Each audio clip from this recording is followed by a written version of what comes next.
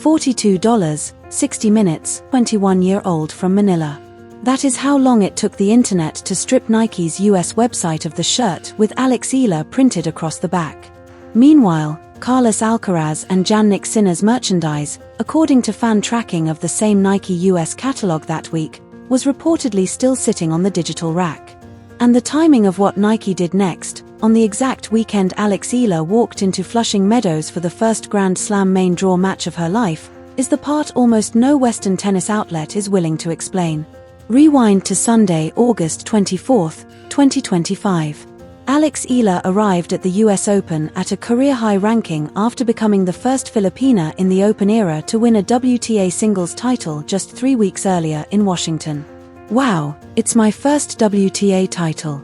Thank you so much for the support. Nike had spent the previous months quietly building product around her.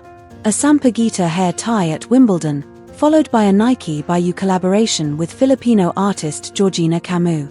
But in the 72 hours before her round 1 debut against the 14th seed, Nike executed something bigger. They put her name on a shirt and dropped it on the same global catalog that carries Federer, Nadal, Serena, and Alcaraz. The tennis internet did not react gracefully. Within hours of the drop, a Reddit thread on Our Tennis dismissed the design as low effort, a black cotton tee with a floral graphic and her name across the back. Yahoo Sports ran the headline directly, sold out fast, even as fans called the design low effort. The critics had a shared argument. Eala was outside the top 15.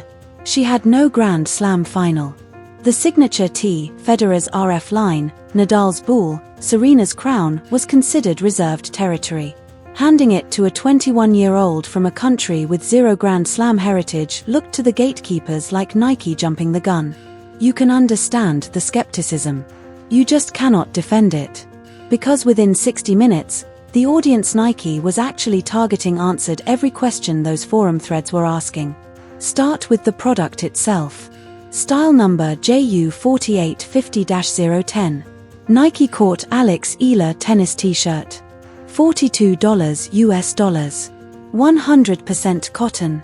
Listed not on a Philippine microsite, but on Nike.com US, the same global storefront where Alcaraz and Sinner's US Open collections were live during the same window. Nike does not put a player's last name on the back of a globally listed tee as an accident. It is a designation.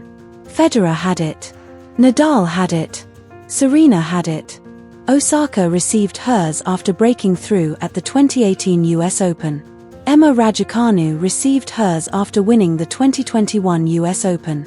Eala received hers before she had played a single Grand Slam main draw match.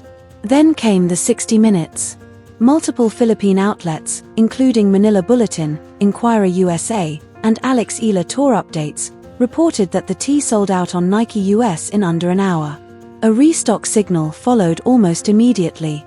And this is where the story stops being about a shirt and starts being about a market. Because on the same Nike US catalog during the same window, the flagship US Open merchandise for the reigning world number 1 and number 2 reportedly did not clear. A player from the Philippines ranked outside the top 15 had outsold the 2 best men on the ATP Tour in real time. To the people who spent the last 4 years buying every Nike drop that touched her name, this was not a surprise. It was a receipt. You saw the crowds at Miami. You saw the court 17 flags at Wimbledon. You knew the demand was there long before Nike's algorithms confirmed it. Nike was not converting skeptics with this drop. Nike was catching up to what Filipino fans had priced in months ago. And then the debut match started. Court 17. Sunday afternoon. Against 14th seed Clara Tauson. Eala dropped the second set 2-6, then went down 1-5 in the third. Match points were on the Danish player's racket. But wearing the blue Nike Court Slam dress that had launched with her name attached just 48 hours earlier, Alex Eala won 6 of the next 7 games and closed the third set 7-6. The tiebreak reached an 11-point margin. First Grand Slam main draw win. Saved match points. And suddenly, that $42 shirt did not look like Nike jumping the gun. It looked like Nike saw something the skeptics did not. Every broadcast replay from that tiebreak is now a live commercial for the exact kit Nike had just unveiled. You could not script the marketing synchronization more cleanly if you tried. None of this is happening in a vacuum. And there is one man whose fingerprints are on every step of Alex Eala's development. 22 Grand Slam singles titles. Founder of the academy in Manacor where Iga Swiatek trained for years as a scholarship athlete. The man who personally sparred with Eala on the red clay of Mallorca before she was old enough to drive. After Eala's Washington title in early August, Rafael Nadal publicly congratulated her. The message was routed through the Rafa Nadal Academy channels and covered by Olympics.com. Nadal has also spoken in past interviews about her mentality and left-handed variety, describing them as tour-level tools. Read what he is really saying. Rafael Nadal does not offer that kind of language to academy graduates simply as a courtesy. He uses it when he believes he is looking at something special. Nike, whose global tennis roster still carries Nadal's endorsement gravity, was watching the same player he was watching. The signature tee was not a whim. It was a bet placed by people who had access to Nadal's red on her ceiling. And Nike's decision signals a shift that the Western tennis marketing machine has been slow to recognize. Southeast Asia is a market of roughly 680 million people, and until August 2025, no player from that region had received a named signature piece from Nike's tennis line. East Asia had Osaka. Europe had Federer, Nadal, Alcaraz, and Sinner. North America had Serena and Coco Gauff. Southeast Asia had a blank slate. Eala did not simply fill it. She opened it. The commercial pipeline Nike just activated in Manila will now be studded inside every apparel boardroom selling rackets, shoes, and tennis apparel. And the calendar is loaded. The Asian swing runs through Tokyo, Beijing, and Wuhan in September and October. 3 major tournaments on her home continent, where the same fans who cleared Nike US in an hour will be inside the stadiums. Reports circulating in tennis media have suggested that Adidas has floated an offer that would potentially double Eala's current Nike deal, although neither brand has publicly confirmed the rumor. Whether that rumor is real or simply noise, the pressure it creates is real. Every match Eala plays between now and the 2026 Australian Open becomes another data point Nike can use to evaluate the next contract. And the prediction is simple. Alex Eala's second signature product will not take another year. It could arrive before Melbourne. Then, 3 days after the Townsend comeback, the fairy tale paused. August 27, 2025. Round 2. Christina Buxer, ranked 95th in the world, defeated Eala 6-4, 6-3. Straight sets. No comeback. But in the hours afterward, Eala did not disappear. She thanked Filipino fans in New York through her social channels, acknowledged the loss with grace, and turned her preparation toward the Asian swing. The shirt was already permanently sold out by then. The kit was already in the history books.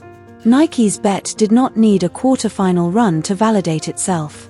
The market had validated it before she ever stepped onto the court. Look at what happened in a single week. A $42 tee gone in under 60 minutes. A $140 dress worn during a comeback from 1-5 down against a top 15 seed. Merchandise from the world number 1 and number 2 reportedly outperformed by a 21-year-old ranked outside the top 15. And the sampaguita, the Filipino national flower, stitched through the Nike designs she had worn from Wimbledon to Flushing Meadows. Nike did not simply release a shirt. Nike placed a bet that Alex Eala could become the face of the sport's next great emerging market. And the market responded before the ink on the price tag was dry. Every fan who was buying Eala kits when Western outlets refused to spell her name correctly was seeing exactly what Nike's boardroom eventually saw. This is not the world catching up to a young player. This is the world catching up to her audience. Now comes the question that separates the casual viewer from the people who have been watching this trajectory build. If Nike is willing to give a 21-year-old her own named signature line before she has cracked the top 15, what do they know about Alex Eala's ceiling that the rankings have not shown yet? Drop your prediction in the comments. Does Alex Eala win a Grand Slam singles title before her 25th birthday? And if she does, which one falls first? Make your call now. The Asian swing will decide who saw it coming early and who only watched it happen on replay. And if you want the next chapter, the Tokyo draw, the Beijing seedings, and the truth behind the Adidas rumor, subscribe now. Because this story is only getting started.